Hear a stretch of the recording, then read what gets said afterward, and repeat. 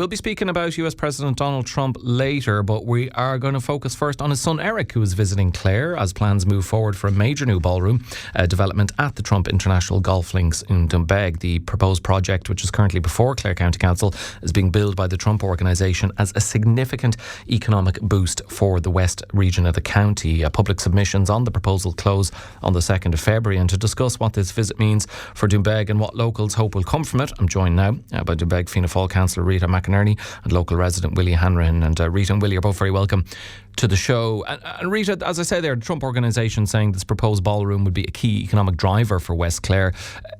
Do you see it that way? What's your feeling on what Eric Trump hopes to achieve during this visit? Well, certainly the development is something that will enhance the already existing resort. And we have to remember that this is part of a phased development that was first mooted back in the late 2000s. So this is not anything new to the people who know the background to the project.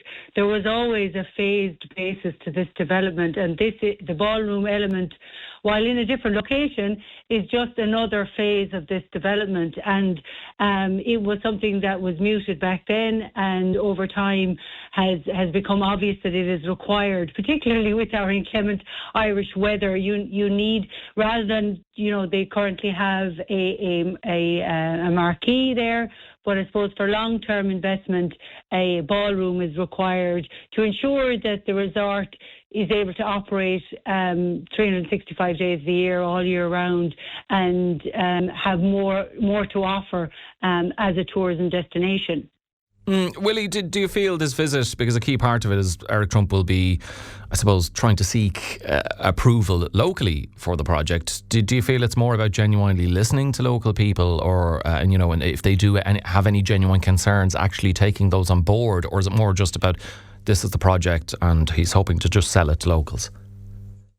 Well, Eric Trump has visited Doonbeg and a number of occasions, and I would feel that this is just another one of those visits. I mean, this year, 26, is the biggest year of the golf history, with the Irish Open coming to Doonbeg, and there's incredible work going on at the golf course at the moment.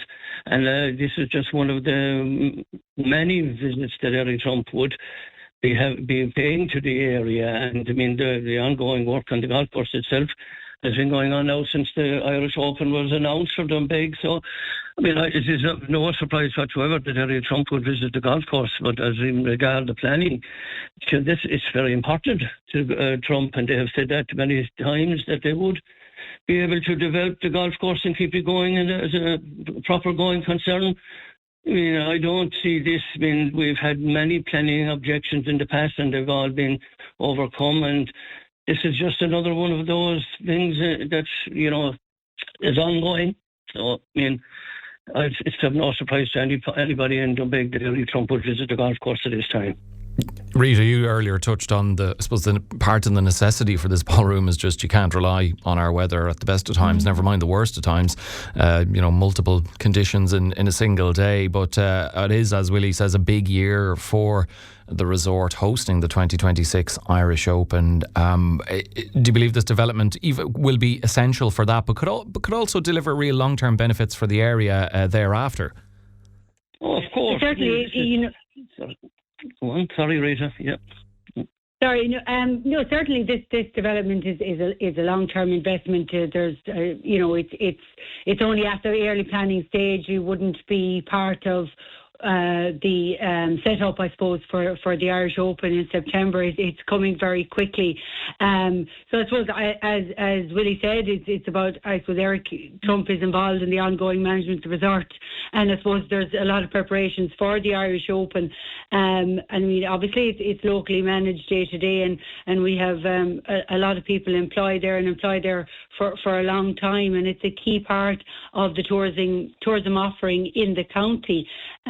So it's something that I suppose it's ongoing, I suppose. It's another element to the business, and it's another element, I'm sure, to his visit, in that the Irish Open is coming in less than 9 months, and also this planning application is ongoing as well at the moment. So I suppose it was very timely for him to come, and as Willie said, he has visited the property numerous times over the last 10, 11 years, several times. So he was due a visit, I would say. So, it is about the ongoing management of the resort and the preparations for the Irish Open, and there happens to be a planning application in at the moment as well. So he has a lot to discuss. And Rita, would you be aware of any concerns locally around this particular development, this ballroom, or is everyone on the same page as this? I guess what I mean is, if Eric Trump is trying to seek local approval, is he going to be met with near universal agreement on this? Like any application, people who are neighbours to the resort will obviously look at it and consider it and see if they will impact them, or if they have something they want to say on it. Unfortunately, we have a planning system that allows anybody from California to Timbuktu to object to a planning application, and we all have our views on that, as whether that is right or wrong. But people will consider it. They don't want something that is out of place. As I said, it's something that has been muted since the very early days of the project, that there would be a function room element to the development. It was always on the cards. But how that actually materialises, people will have to look at the application, consider it. But in general, there is huge support for it, because they can see the benefit of having a function room that will enable many other activities and many other events to take place at any time of the year in the resort, thus in increasing long-term employment, because currently it's very seasonal and many people would be employed for a good number of months, but then be unemployed or not available for the remaining months. Whereas having something that's long-term increases the viability of the resort, it increases the attractiveness of the employment there. Because if you are going for a mortgage or even a car loan and someone looks at your employment, and if there's a break during the year as a bank, then you'd be less likely to secure. So this ensures that people who work there have long-term employment that is sustainable, that ensures that they have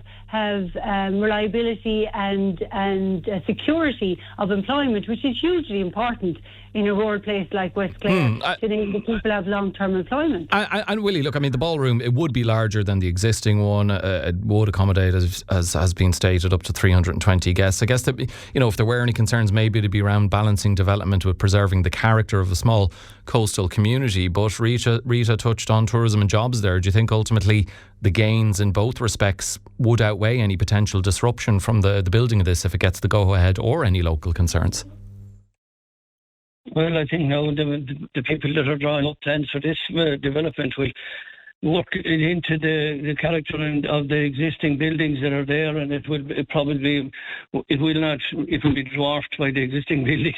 But it's the architects that are available nowadays, and the ones that would be available to Trump International, will do. I'm very positive that they will do a very good job, and I would have no concerns whatsoever in that area. It's essential for as Rita said, it's essential for the continuation and the development of a resort of this nature. And as we have moved up into the bigger arena of having the Irish Open and things like that, we'd be hoping in the future to have more, and maybe even the Ryder Cup someday down the road. So sky's the limit, and you need to have the facilities in place in order to attract such tournaments. And Rita, the local authority is currently accepting those public submissions. As I say, they close on the 2nd of next month. How important is it that the planning process remains independent of high-profile visits like this? I certainly think it does, and I think, the planning authority, any planning application, representations are made and submissions are made, and I think I trust in the planning system that it is based on merit and is based on what is submitted in the plans, and any observations or submissions or objections that are submitted are taken into due consideration, and they won't be influenced by visits as such. It's about what goes in on paper, what is formally presented and submitted, and the decision is based on that. Willie, the plans say that the ballroom will not negatively impact protected species like the vertigo angustia snail. I guess how much weight or importance is placed on environmental concerns such as that by locals? Oh, well, I mean, there's a big area of the golf course. It's fenced off. There's over 60 acres of the golf course. It's an SAC, a special area of conservation, and that is protected. And the snail has been identified as being predominantly living in that area.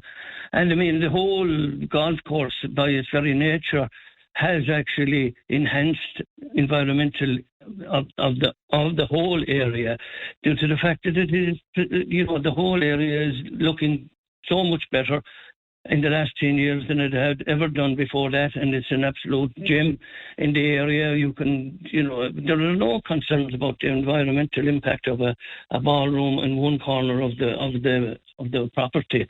It's a huge positive, and we'd be hoping that that it will go ahead. And just before I go, Ellen, could I get the opportunity to tell you that we're holding a public meeting in the Doonbeg Hall on the 16th of February to have presentations from DP World Tours on the role on delivering the Amgen Irish Open in September 26 in Doonbeg. I mean, there will be presentations from Joe Russell and the Amgen. And it's a great opportunity for everybody to come in the parish and surrounding areas to come and ask questions on how the event will be run. I mean, this is a huge thing for the parish and for the area, and it has great potential for the future. So I mean, this is a great opportunity for people to come and ask questions. Okay. Thanks. Okay. Good to mention that, Willie. Thank you. And final question to you, Rita, before I let you go. I mean, look, I think it's the understatement of the century to say that the Trump brand can be controversial internationally, but can that be unfair to a project such as this, where clearly yourself and Willie are quite positive about it? It sounds like there's local support for it, and would you be hopeful that it will be judged on its own merits and what potential benefits it could bring to the locality, and if there are any concerns that they are also taken on board and respected, and that we don't end up with the kind of controversy that we have around the other Trump ballroom, his dad's one that he wants to build at the White House?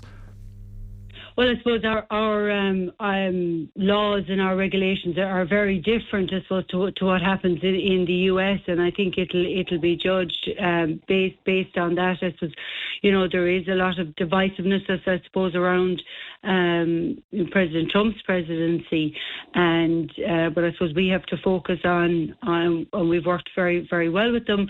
We have to focus on what the development happens in West Clare, and I'm confident that they will be separated in terms of how people we deal with countries and companies around the world that we might not agree with their ethics in terms of or their activities in terms of how they conduct business, but we still deal with them as countries, as individuals, and the world is a very complex place, and we have to make those decisions, and we have to consider the impact of something like this on West Clare and the county in terms of tourism and development and sustaining our rural local communities. Okay.